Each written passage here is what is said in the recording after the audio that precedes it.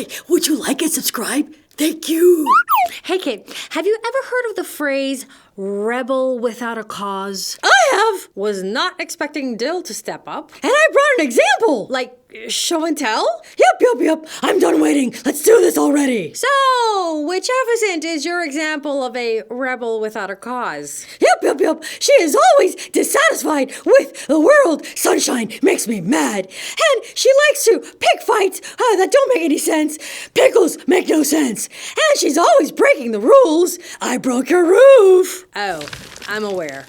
And which Jefferson doesn't have a good reason or a purpose or a cause for any of it. Ergo. No cause. Wrong. I do have a cause. What is it? It's just because. Kid, the cause in because does not qualify as a cause. Ergo, Dill, your example was perfect. Oh, yep, whoop. So now that we all understand rebel without a cause, let's explore a pebble without a cause. And I see that we are immediately being met with rock stars from the world of rocks. Like the pyramids, the Sphinx, Stonehenge, and many more stone-cold legends. And now, a message just for KidTime StoryTimers from the author, Stephanie Campisi, because is that name. And what does she say to us? Just for us, KidTime StoryTimers? You're never too small to do something big. You rock. We do rock. The boulders were rock stars. They were huge in every way, with one very, very small exception. Pebble. Pebble did all the boulder things, just not very well. And I can't help but notice that Pebble seems to be attracting a lot of side-eye from the other boulders. Come on, y'all. Pebble's a pebble. Take this scene, for example. Pebble's brother, Dunstan, was building a rock dam so the local kids could enjoy a swimming hole for the summer. The opening ceremony will be here, so watch this space. Let's get rolling. Dunstan's crew did the heavy lifting, and Pebble supervised, but not just supervised. Oh no, check out what Pebble is holding. A very important engineering measurement tool. And Pebble seems to be measuring the water. And also, apparently, the reflection of the moon. A yellow circle, the moon, floated in the water. What are you doing here? That's the moon, explained Dunstan, the big boulder brother. She's a boulder like us, but up in the sky and bigger. And right away, you can tell that Pebble is entranced by Moon. The moon didn't look big. She looked like Pebble. Maybe she can help you supervise, said Dunstan. She's very good at it. So true, the moon is always watching, even lighting the way. Hours passed. The moon roamed wild and bright, and Pebble was entranced. Later, Grandpa Rocky, that's not the perfect name, Grandpa Rocky tucked Pebble into bed. Grandpa, did you ever get to meet the moon? Asked Pebble. She was way above my station, said Grandpa Rocky. Still is. Well, what exactly does she do?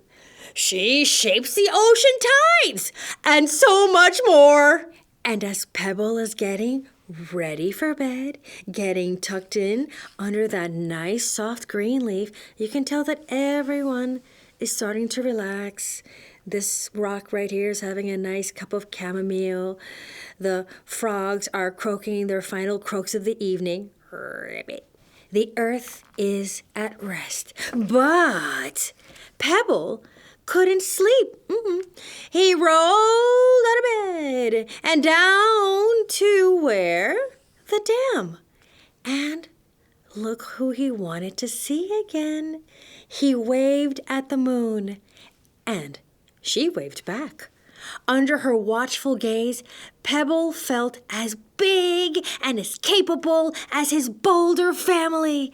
As Pebble's eyes grew heavy, the starry sky grew wide open with possibilities. Pebble woke to the sounds of his family looking for him. "Oh, there you are," said Grandpa. "Rocky, we were quarried sick." "Nose to the grindstone bright and early," said Grandma Petra. "You know what, Dunstan? You should promote him. He'd make a lovely gargoyle." "Pebble is destined for bigger things," said Big Bro Dunstan.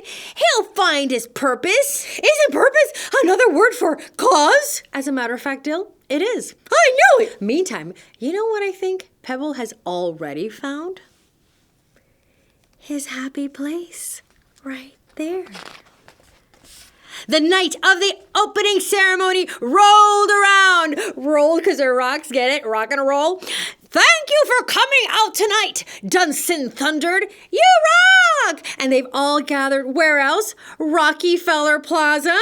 The crowd rumbled its support as Dunstan introduced his team of boulders.